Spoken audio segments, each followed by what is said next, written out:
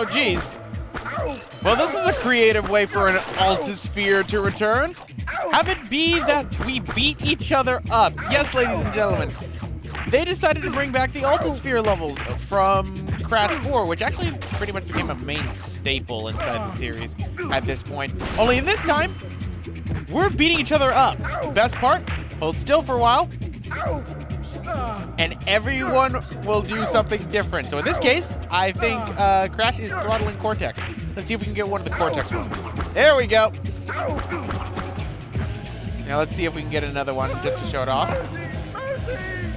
He's saying mercy. Let's see if I can get the... come on, there's one more. There's one more for Cortex. There's one more for Cortex. There it is. I've said it before, I'll say it again. The animators must have had fun with this game. So, right now we need to hit the crystals in order to move on. Of course.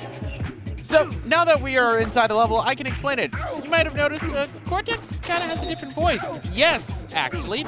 That is because Cortex is no longer voiced by Clancy Brown, the same voice actor who had been Dr. Neo Cortex since Crash 2. Instead, we have the voice talents of Lex Lang taking the reins of him, and he will remain the main voice actor for the Mad Doctor until the series pretty much stops with Mind Over Mutant. And my opinions? I think Lex Lang does an excellent job as Dr. Cortex.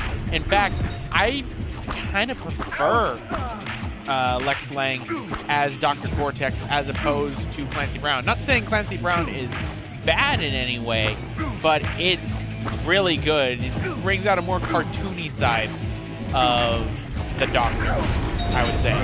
So make sure you go to the right during that one so then you can grab that green gem right there. And what we need to do is now we need to wait so that we don't die.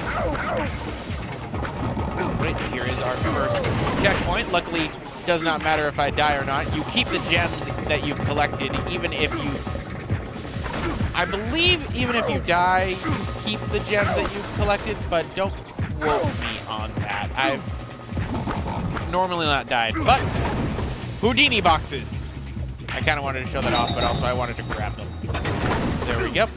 Now, just like how Crash Bandicoot 1 is, your lives do reset, I believe, whenever you quit the game and start anew, which is something that I really hate. I don't understand why that's a thing this late into the 6th generation. We're pretty much, by the time this game comes out, a good couple of games out there.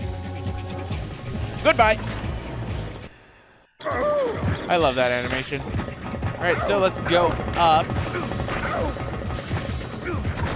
And I believe the life boxes, yep, are just regular question mark ones again.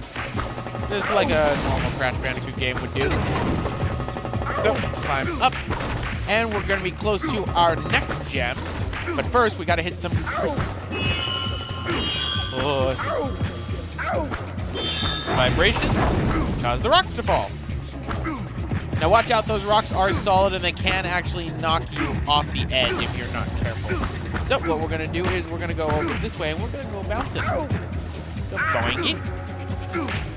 I recommend moving the camera so then you could, you know, see where you're going. Unfortunately, the game had other plans for me, which is part of the problem that I will get into now as well. Crash Twinsanity is a little bit on the buggy side. It's playable. It's not Sonic 06 levels of unplayable for glitchiness, but it still has quite a number of glitches. I think the most memorable one I can ever think of was I got stuck behind a couple of boxes and I couldn't spin them to break them because they had somehow become indestructible, and I had to quit the game to restart. That was, what was that? That was like my 4th playthrough. That's really the only like major bug I can think of. So I guess you need a bit of speed in order to hit these, because you can't jump while in this mode. Because pretty much while you're in this mode, if you've played Crash 4 and you know the Altisphere levels, it's pretty much the same controls You just use the analog stick to move around. All right, but now for this part. This part, we're gonna need to get into a specific area so that we can grab a gem. If not, I'm gonna have to do some backtracking a lot later, and that's gonna be inside a cleanup video in case that ever needs to happen. Okay, perfect, I don't have to. I don't have to, because I managed to fall to grab the purple gem. Perfect. That's one of the other really dickish ones, I think, in this game for gem placement.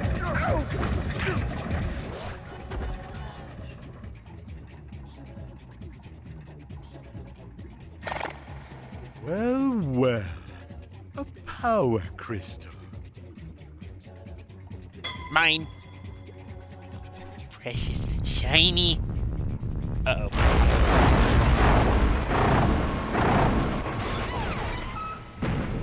What the heck is this thing? Oh, whatever. The game's telling me to slam the buttons. So, do just that, because what are these assholes doing? They're stealing my boxes!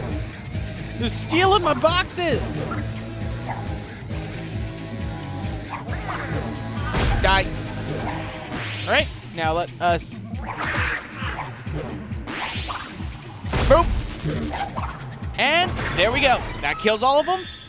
And now we can grab our crystal. Yes, the crystal is mine.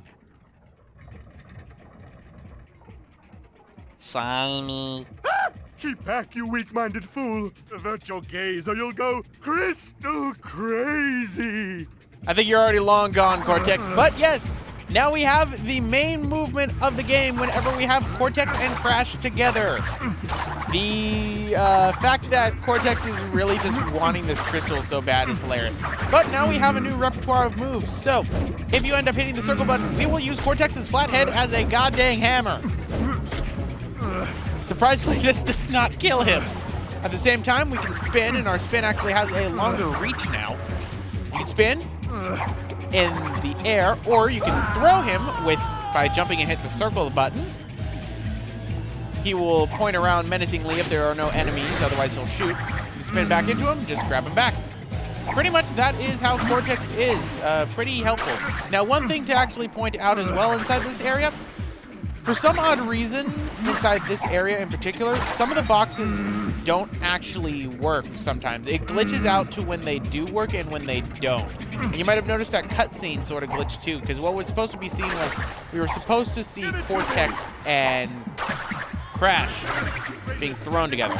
Another thing to watch out for is that one of the boxes inside this stage, inside this area right here, can glitch you out and actually cause you to fall through the floor or force you to crush kill, which is rather odd. I know. I think it's this box right here, if you're not careful.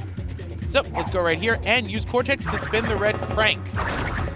I'm pretty sure this is how we spin cranks, but whatever, game, you're the boss. Throw me over there. Trust me. We're pals, right? Friend.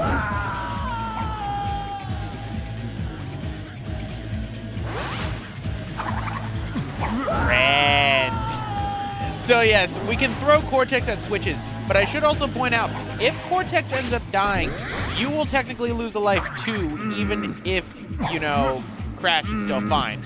You gotta have Cortex stay alive somehow, but let us throw him over there so we can get ourselves the blue gem, and he can kill a bunch of rats.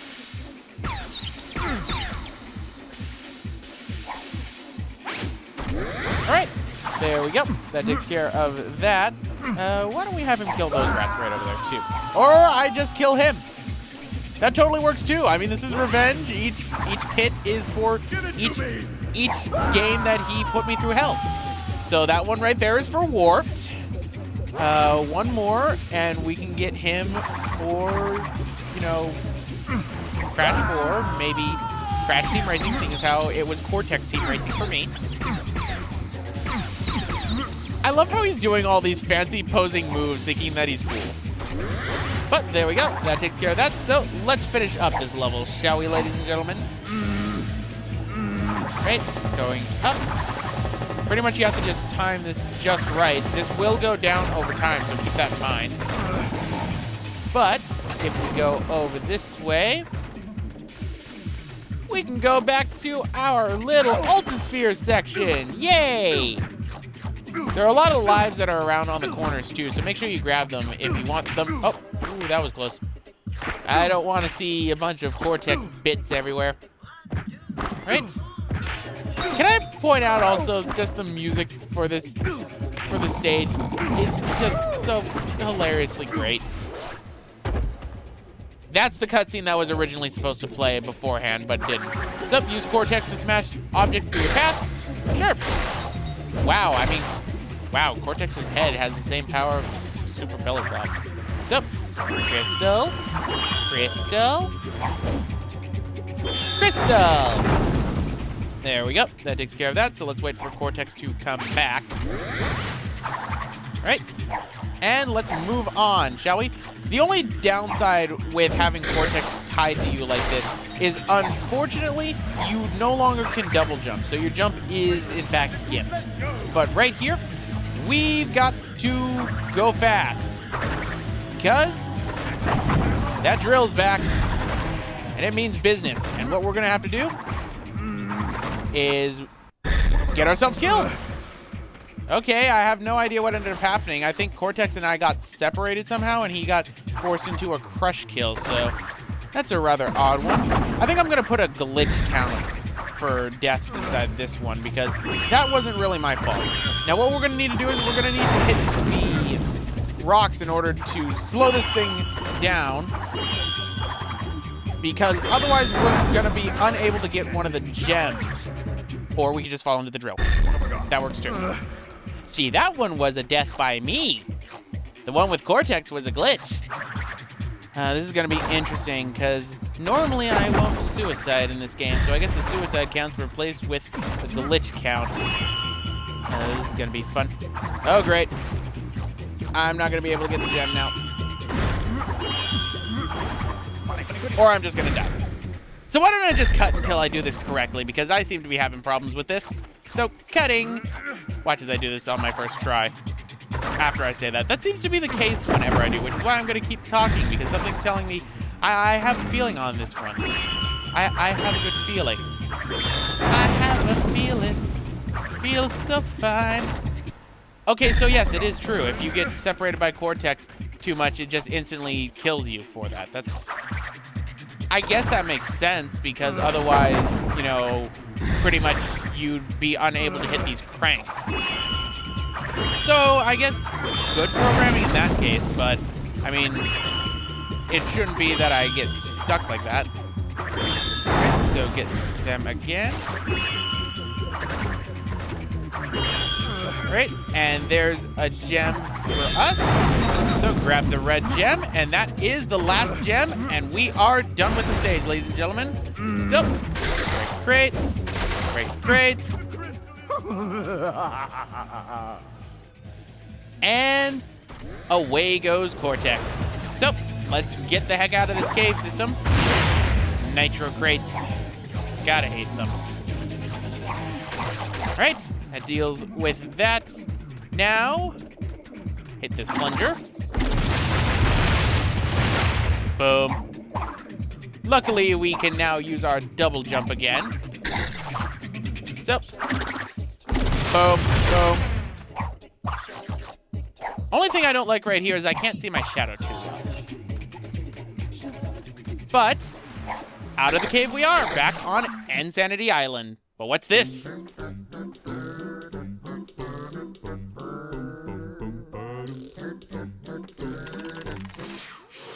that feels good. I was bursting in there. How are you fools before the awesome might of the evil twins? Aren't you two adorable? Let me see. I might have some chalky treats here for you. Chalky treats? Oh. We've some good news and some bad. The bad news? We're going to destroy your precious islands. The good, you won't be around to see it.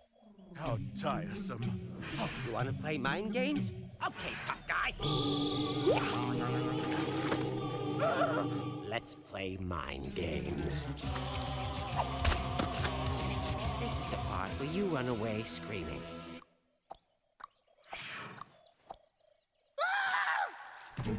Go on, run! Catch you later, Brainiac. Well, I wonder who those two were, but this is the part where I end off the episode. So anyway, guys, I'm going to end it off right here. This is Roxas1359, and I'll see you guys next time.